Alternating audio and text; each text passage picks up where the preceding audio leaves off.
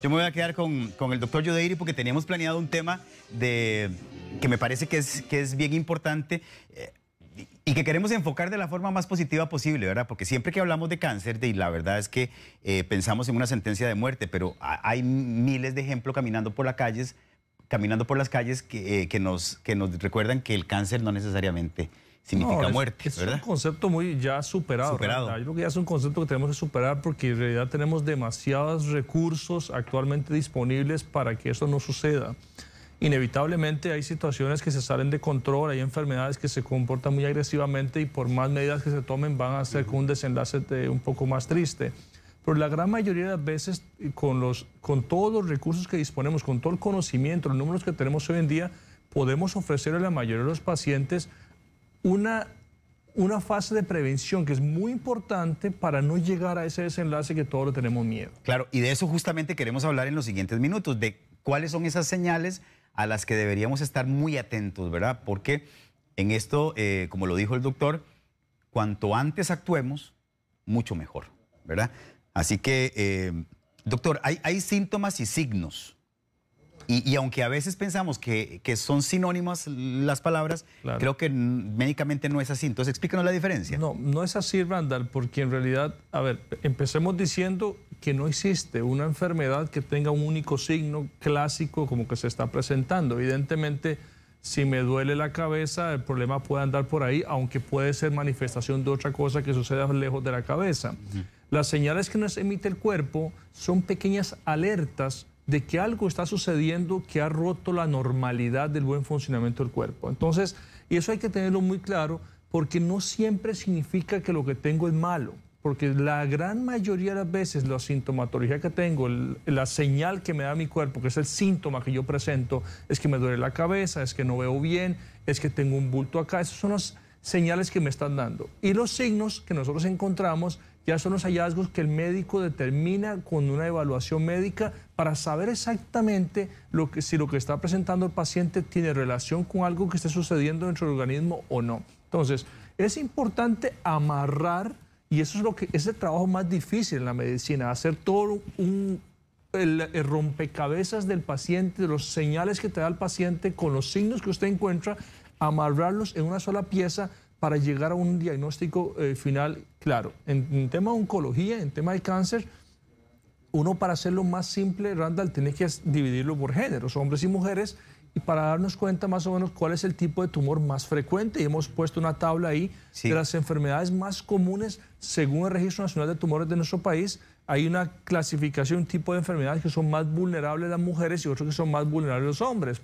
Entonces, hablemos, digamos, en caso de las mujeres, los tumores más comunes son el tumor de tiroides, el cáncer de piel, el cáncer de cervix, del cuello de la matriz y el cáncer de estómago, que históricamente ha sido un problema para nuestra sociedad.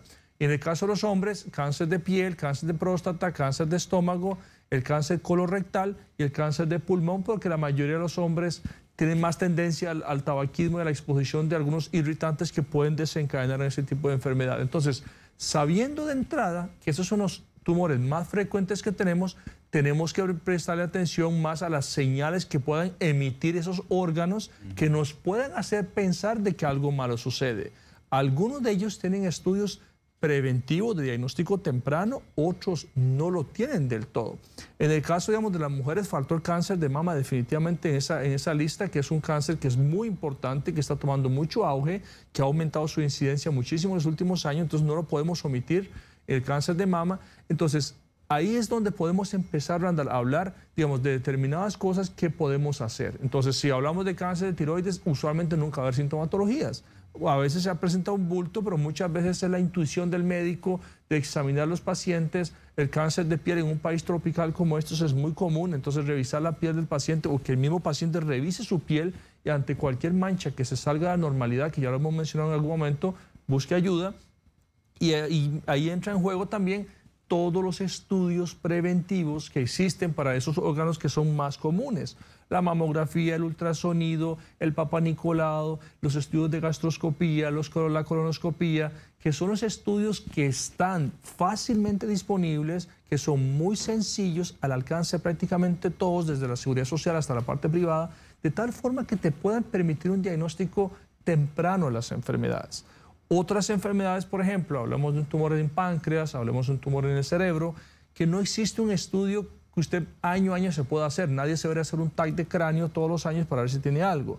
Entonces, ahí es donde se vuelven importantes las señales tempranas de cada cual para saber si está pasando algo o no en mi organismo. Bueno, y justamente tenemos otra gráfica con esos síntomas tempranos que en términos generales tenemos que advertir y a los que tenemos que prestarle especial atención porque, insistimos, cuanto antes se descubra, más oportuno va a ser el tratamiento y aumenta muchísimo la sobrevida. Randall, algo que es importante que todo el mundo tiene que saber y tenerlo claro. Si tenemos una señal, una sintomatología de algo que es persistente, que se mantiene, que no desaparece, que nunca antes lo había tenido, tiene que llamar la atención. Sin que eso quiera decir que siempre sea un cáncer, ¿verdad? También es importante dejarlo claro para que la gente no se asuste. Lo importante es, si a mí antes nunca me dolía la cabeza, nunca, y me empieza a doler la cabeza todos los días, constantemente, claro, hoy en día es muy común por el estrés que vivimos, pero si el dolor de cabeza es persistente, doctor, estoy viendo borroso, yo no puedo menospreciar esos síntomas. Yo no puedo decir que esto no está pasando nada, que probablemente algo está sucediendo por ahí. Entonces, vamos a la tabla. En los bultos en cuello, ningún bulto en cuello es normal si no estoy enfermo de gripe, por ejemplo, que ahí pueden aparecer ganglios o cosas de esas. Entonces, un bulto en el cuello que no se quita, que sigue aumentando, que no lo tenía antes, que no es normal, que nunca antes se haya pasado, me tiene que llamar la atención. Un lunar en la piel que sí crece, que sangra, que se vuelve oscuro, no es normal, hay que llamar la atención de esto. Un abultamiento de la mama, que eso lo hemos hablado infinidad de veces, siempre es una señal de que algo está sucediendo, que la gran mayoría de las veces es algo benigno, pero que puede estar sucediendo algo, tenemos que brindarle atención. No es normal estar sangrando por el recto, digamos, un sangrado rectal, hay que brindarle atención, que casi siempre son padecimientos benignos, hay que decirlo, pero también ameritan tratamiento. Entonces no es normal estar perdiendo sangre porque nos puede llevar una serie de consecuencias metabólicas. Entonces, todos los síntomas que el paciente presenta, que se sostienen en un periodo de tiempo, tienen que brindarse la atención necesaria. Justamente eso quería preguntarle, doctor. ¿Cuál es ese periodo de tiempo? Es decir, ¿después de cuánto tiempo de presentar alguno de estos síntomas yo tengo ya que ponerme alerta? Hay señales, Randall, que no pueden pasar de días. Hay señales que usted tiene que darle tiempo. Doctor, es que me duele la mama. Mira, ¿hace cuánto le duele? Mira, hace como 15 días me está doliendo, no me he golpeado, usted examina o no me he encontrado nada, y usted puede esperar a qué pasa porque puede ser un problema muscular. Doctor, es que me duele el abdomen, estoy estreñido, a veces hago diarreas. Puede ser un padecimiento perfectamente de un colon irritable, sin duda, sin lugar a duda. Pero si esta señal llega, doctor, llevo 2 meses con dolor abdominal, mis heces han cambiado su consistencia, a veces tengo diarrea, a veces tengo estreñimiento y he visto sangre en las heces. Ya eso no es normal, Randall. Eso hay que brindarle una atención, que perfectamente muchos padecimientos benignos causan esta sintomatología, pero también un cáncer puede estar provocando esto. Entonces, alargar esto y pensar que sigue siendo colitis después de 1 mes, 2 meses, 3 meses, ya se vuelve un acto irresponsable, que muchas veces vemos esto muy comúnmente, de hecho, que las pacientes, doctor, ¿hace cuánto estás con este problema? Doctor, tengo 6 meses. De 6 meses, un cáncer sí te puede hacer muchísimo daño, que si lo hubieras visto desde un principio, quizás hubiésemos tenido mejores posibilidades de tratamiento. Doctor, otro signo importante que me parece que es fundamental detenernos en él un momentito es la pérdida de peso. Es decir, hay gente que pierde peso sin estarlo procurando, sin estárselo proponiendo, sin estar haciendo una dieta o sin estar haciendo más actividad física de la cuenta o de lo habitual. ¿Qué puede ser, qué nos puede indicar esa pérdida de peso involuntaria? Las personas a la pérdida de peso le tienen pavor. O sea, el ser humano a la pérdida de peso le tiene terriblemente un miedo terrible. A ver, la pérdida de peso puede tener un sinfín de causas. Causas voluntarias e involuntarias. Si evidentemente estás sometido a una dieta y un tipo de actividad física, cambios nutricionales, puedes tener una pérdida de peso voluntaria.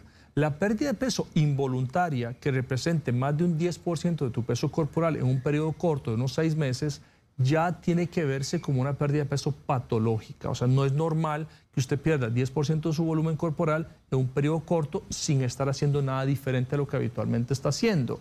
Entonces, esa señal tiene que ser vista como una señal de alerta. que no siempre esa pérdida de peso es por cáncer. Eso hay que dejarlo muy claro. Hay un montón de enfermedades metabólicas que pueden llevarte a la pérdida de peso. Un debut diabético en un paciente que no sabe que tiene el azúcar elevado, que empieza a tener cifras elevadas, va a empezar a perder peso de forma muy estrepitosa. Un paciente con un fallo tiroideo, con un aumento de la función de tiroides, un hipertiroidismo, hace una pérdida de pesos catastróficas. Y otras condiciones metabólicas también a nivel hormonal pueden causar eso. Pero el cáncer, Randall, es importante mencionarlo, en etapas tempranas la enfermedad oncológica no te va a causar pérdida de peso. La pérdida de peso en el paciente oncológico se da en etapas avanzadas. Ya cuando el paciente dice, doctor, estoy teniendo pérdida de peso, ya es una señal que no gusta. A nosotros los oncólogos no nos gusta que el paciente ya esté con pérdida de peso porque eso habla de que la enfermedad está un poco más avanzada de la cuenta. Y esa pérdida de peso se debe a la gran cantidad de sustancias y citoquinas y productos que libera la enfermedad misma, que hace que su apetito se vea disminuido y también el tumor está replicándose, está multiplicándose. O sea, es como tener un segundo organismo dentro de tu cuerpo que está consumiendo tus calorías y por ende también empiezas a perder peso. Entonces, el paciente cae en un círculo en el cual por diferentes circunstancias empieza a perder apetito, tener más consumo y empieza a perder peso y eso empieza a generar la debilidad, la fatiga, que son los señales tardíos de una enfermedad oncológica a la cual nunca queremos llegar en esta fase del diagnóstico de los pacientes. Bueno, y a la pérdida de peso se unen estas otras síntomas, la fatiga, la falta de fuerza, la pérdida de apetito, lo que usted ya acaba de mencionar, ¿verdad? Y la anemia de origen no claro. La anemia en origen claro también, sí, claro. La anemia se debe por varias cosas. O no estás comiendo bien, o estás teniendo pérdidas sanguíneas, o no estás produciendo suficientes glóbulos rojos. Y todos esos pueden tener un sinfín de significados, el cual te pueden estar llevando a esa etapa en la cual no queremos llegar, que es la caquexia del paciente, porque un paciente oncológico que está debilitado, que su organismo no se esté defendiendo bien, es un paciente mucho más vulnerable a ser dañado por la enfermedad. Doctor, ¿la presencia de uno solo de esos síntomas que hemos repasado ya es suficiente como para que yo encienda las luces de alerta? Mira, Randall, te lo decía al inicio, nunca una señal va a ser sinónimo de una enfermedad. Una señal única no. Hay señales que son muy categóricas. Doctor, yo cada vez que como vomito. Yo cada vez que como 5 minutos después estoy vomitando. Eso no es normal. Aunque sea la única señal que tenemos, esto nunca puede ser visto como algo normal. O que tengo un bulto, una masa que si me siento en esta parte del abdomen, eso no es normal. Pero digamos, si usted tiene una sintomatología única, doctor, es que cada vez que como me da tos y es ocasional y esa tos se me quita, me tomo algo y se me quita, es una señal que inequívocamente no tiene ninguna significancia clínica. La suma de los factores, la suma de señales o síntomas hace que vos tengas que pensar de que algo está sucediendo, sobre todo si está en los órganos que están en la lista de prioridades como las enfermedades más comunes. O sea, un hombre que esté teniendo problemas para miccionar, doctor, yo me estoy orinando menos, me está costando orinar, tengo 60 años, tengo que hacer mucha fuerza para orinar, hombre, inequívocamente tenés un problema de próstata. No podés menospreciar esa sintomatología y tenés que buscar un urólogo para que te revise, que probablemente sea un crecimiento benigno de la próstata, que es la causa más común, pero el cáncer de próstata también te puede causar eso. Entonces, esas señales que pueden ser únicas, no las podés menospreciar porque hablan de que algo está sucediendo fuera de esa normalidad que debería existir. Doctor, ¿y hay tipos de cáncer, digamos, que no dan signos tempranos, que dan síntomas hasta que ya la enfermedad está considerablemente desarrollada? Prácticamente la gran mayoría de las enfermedades oncológicas en la primera etapa pasan desapercibidas. Lamentablemente pasan desapercibidas. A uno le encantaría que todas las enfermedades oncológicas dolieran intensamente, como realmente un dolor agudo. Si eso fuese así, haríamos un diagnóstico en etapas tempranas prácticamente en todos los cánceres. Desafortunadamente, Randall, la enfermedad no es así. La enfermedad tiene que ocupar una gran cantidad de volumen, tiene que alcanzar una etapa en la cual genere, o sea, compresión, o genere obstrucción, o genere dolor por compresión de nervios, o destrucción de los huesos, para que empiece a dar esas señales de alerta, que ya son señales de alerta que estamos hablando en una etapa avanzada. Entonces, en etapas tempranas, prácticamente nunca vas a encontrar una sintomatología tan explícita, tan clara, que te digas, viendo eso, eso es tal cosa. Obviamente, como te decía, hay específicamente enfermedades que usted con una señal única uno se puede decir, ok, eso está pasando algo raro. Por ejemplo, ayer vi un muchacho que llega a la oficina con una masa en el cuello de 3 centímetros. doctor, esto se me hizo hace 2 meses. Esto evidentemente no puede ser visto como algo normal. No puedes menospreciarlo, aunque sea lo único que presenta. Entonces, tenés que brindarle atención, tenés que hacer los estudios pertinentes para saber exactamente por qué una persona joven tiene una masa de 3 centímetros en su cuello, que es algo duro, pétreo, sin movilidad, y no ha estado enfermo de absolutamente nada. Entonces, aunque sea la única cosa que presenta, sí hay que presentarle atención. Vea, ayudemos a PM Méndez. Dice, por favor, y lo voy a leer tal cual, por favor, ayúdenme, ya me dio ansiedad el tema. Tengo 3 pelotas en el cuello desde que tengo 12 años, ahora tengo 30. ¿Es peligroso? ¿Será malo? Por favor, respóndame porque hasta el hambre se me quitó. En primer lugar, con mucha calma, ¿verdad? Es decir, sí. la idea es ser lo más positivos posibles y lo más proactivos y lo más educativos posibles en un tema que ciertamente es complicado, ¿verdad? Y que nos asusta muchísimo a todos. Pero mucha calma, no queremos alarmar innecesariamente y el doctor le va a contestar. Si Totalmente de acuerdo, Randall. O sea, siempre lo hemos dicho y lo hemos recalcado. O sea, esos temas son para generar un poco de conciencia, más no alerta. Hay una cosa que se llama la prueba terapéutica del tiempo. Y la prueba terapéutica del tiempo es que la evolución del tiempo, que a veces no lo somete a todos los pacientes, te da claramente una evidencia de que no estás frente a algo malo. Si tenés algo que tenés desde la infancia y hoy tenés 30 años, has sufrido más de 20 años, están ahí, evidentemente no va a ser malo. O sea, aunque se haya multiplicado, como en el caso de ella. Es que los ganglios en el cuello son muy comunes, Randall. En el cuello tenemos un sinfín de ganglios. Se habla que hay como 300 a 500 ganglios en nuestro cuello. Es un espacio tan reducido, tenemos demasiadas estructuras ganglionares que perfectamente pueden aumentar de tamaño por una simple piquete de un zancudo. O sea, en la piel te pica un zancudo y el ganglio que está cercano se puede irritar y se puede inflamar. Entonces, si tenés un ganglio o tenés un bulto en el cuello pequeñito que lo tenés desde la infancia y tenemos 30 años y no ha cambiado lo más mínimo y usted tiene una vida completamente normal, pues obviamente si quiere salir de la duda, consulte con un médico experto para que lo revise, pero está más que claro que lo que está presentando no tiene que ser señal de nada peligroso. Listo. Andy Cubillo, yo tengo 1 año de estar con muchas diarreas, estoy estreñida, mi abuela murió de cáncer de colon. Yo fui al hospital, les pedí un examen, me dijeron que no porque tengo apenas 23 años. Fui al hospital y tenía ya hasta fisuras anales. Me hicieron una esfinterectomía, sin embargo les pedí una colonoscopía porque sigo igual y quiero que me vean. Digamos, mientras ella espera ese examen, mientras Andy espera el examen, ¿qué le podemos decir? Tomando en cuenta el antecedente familiar, ¿verdad? Es importante, Randall, hablar de esto y el caso de Angie es un caso que nos viene anillo al dedo y es el tumores que tienen ese comportamiento hereditario importante. O sea, hay enfermedades oncológicas que tienen un enlace genético bastante marcado. O sea, los pacientes que tienen antecedente de un cáncer de estómago, por ejemplo, en el papá, en el abuelo, un hermano, son más propensos definitivamente a la enfermedad y mucho antes de la edad establecida tienen que ser sometidos a un screening de detección o prevención, que se le pueda llamar. Entonces, una persona de 22 años, 23 años, la probabilidad que tenga cáncer es mínima, prácticamente nula, diría yo, por un tema de edad. Pero si tuvo un antecedente de papá con una enfermedad oncológica de colon, que el cáncer de colon también se puede heredar fácilmente, y la persona tiene esa sintomatología de 1 año de diarrea, que eso nunca puede ser visto como algo normal, que probablemente sea una causa funcional de otro montón de cosas que pueden causar la diarrea, yo ese paciente, a pesar de su corta edad, yo sí considero que es prudente que un gastroenterólogo la valore y que le someta a una colonoscopía para establecer la causa exacta, el por qué está con esas diarreas, porque no es normal una diarrea de 1 año en ninguna edad de la vida.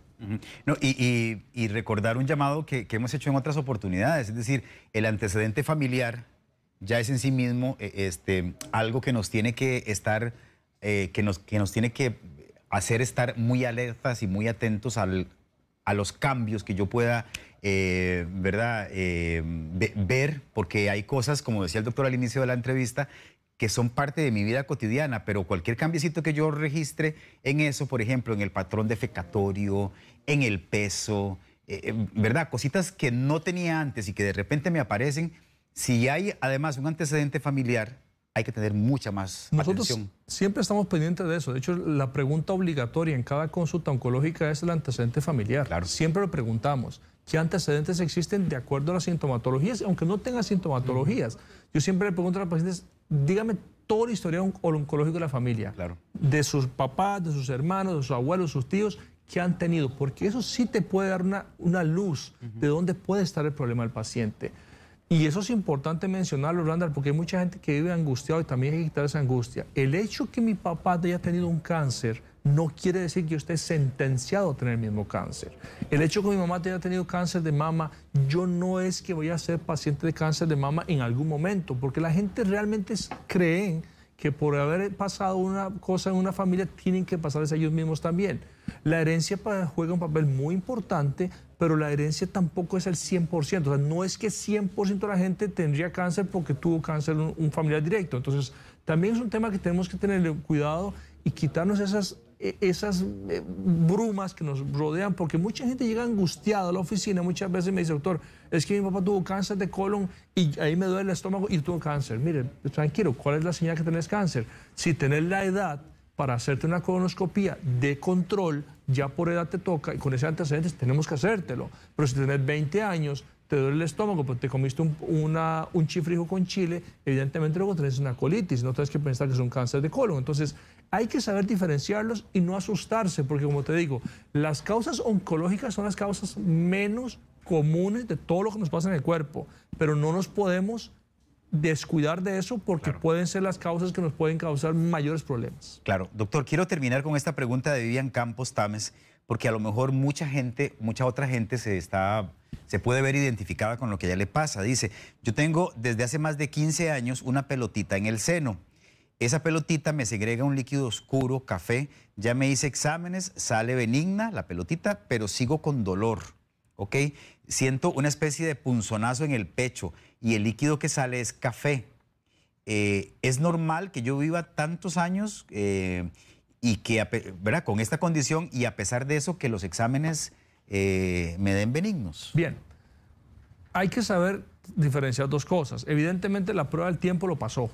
15 años, un bulto en la mama, si hubiese sido cáncer, no estaríamos contando la historia, evidente. Lo importante es que hay padecimientos benignos que nos incomodan, que generan situaciones de trastorno en nuestras vidas que tienen que ser tratados. El hecho de que sea benigno, pero que te esté causando un trastorno en tu vida cotidiana, amerita una atención, amerita que un médico experto te vea para que te pueda resolver el problema, porque tampoco es bueno, es sano y es bonito estar todo el día manchando la blusa y el brasier por un líquido que puede ser perfectamente tratado para evitarlo. Entonces, quitar el miedo de cáncer, porque definitivamente el tiempo ya nos dio, no es cáncer, pero sí es perfectamente tratable, independientemente si es benigno o no. Doctor, ¿cada cuánto uno debería revisarse, ya para cerrar, cada cuánto uno debería revisarse para saber que todo anda bien? Una pregunta que todo el mundo te hace, doctor, ¿existe una máquina que yo me pueda meter y que me puedan escanear completo? A ver, no tiene ningún sentido vivir con esta psicosis porque perdés el sentido y la espontaneidad de la vida que significa eso. Pero sí, claramente, dependiendo de nuestro género, dependiendo de la edad que tenga, hay estudios de rutina que yo me tengo que someter. En Costa Rica, por ejemplo, todo hombre, yo pienso que a los 40 años ya debería haber sido valorado por un médico urólogo, ya tiene que haber sido visto por un gastroenterólogo para una gastroscopía, tener que estarse revisando la piel, por ejemplo, para saber si tengo alguno de esos riesgos de las enfermedades más comunes. Pero someterme, por ejemplo, el otro día me decía un señor, doctor, me quiero hacer una resonancia de todo el cuerpo, me quiero hacer un TAC de todo el cuerpo. ¿Por qué? Y para ver si tengo algo malo, porque yo siento que tengo un cáncer. A ver, esto no es viable, esto no es normal. Someter a pacientes a sobreirradiación, a estudios innecesarios de contraste y todo eso, buscando cosas que no se nos han perdido. Entonces, tampoco es una práctica saludable ni correcta, sino que obviamente los órganos importantes hay que vigilarlos, las mujeres tienen que estar pendientes del cervix, tienen que estar pendientes de la tiroides, tienen que estar pendientes de sus mamas, pero más allá de eso no. Y los estudios que existen para esos órganos son bastante simples y que las rutinas, los protocolos de cada órgano están bien establecidos. ¿Para qué? Para que no seamos víctimas de las enfermedades más comunes. Y de las enfermedades más raras que existen, desafortunadamente no existen estudios, por dicha, son raras, como su nombre lo dice, y sería mala fortuna ser víctimas de ellas. Y si lo somos, pues también existen alternativas si se encuentran en etapas tempranas, diría yo.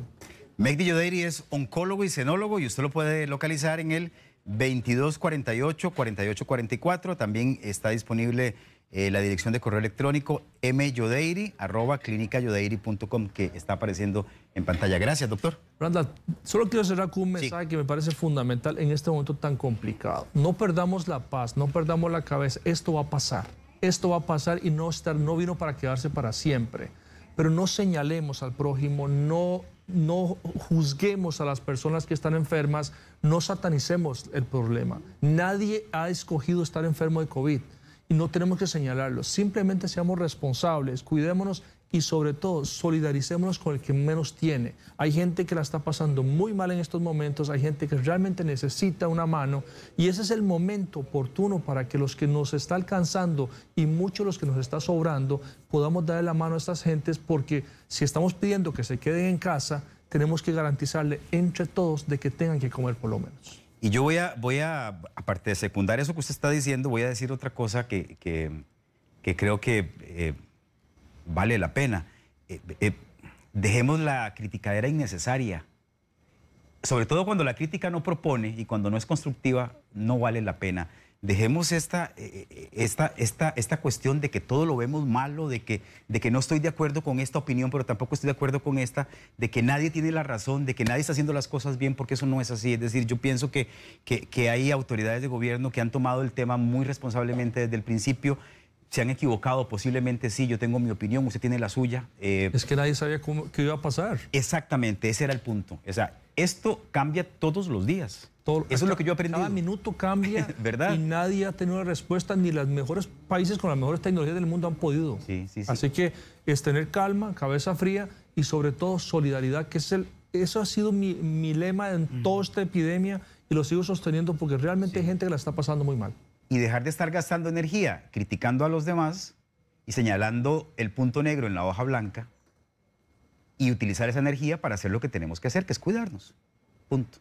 Eso es todo. Así que se los decimos con mucho cariño, porque los queremos muchísimo y porque los respetamos y porque consideramos que todos vamos a salir adelante de esto. Así es.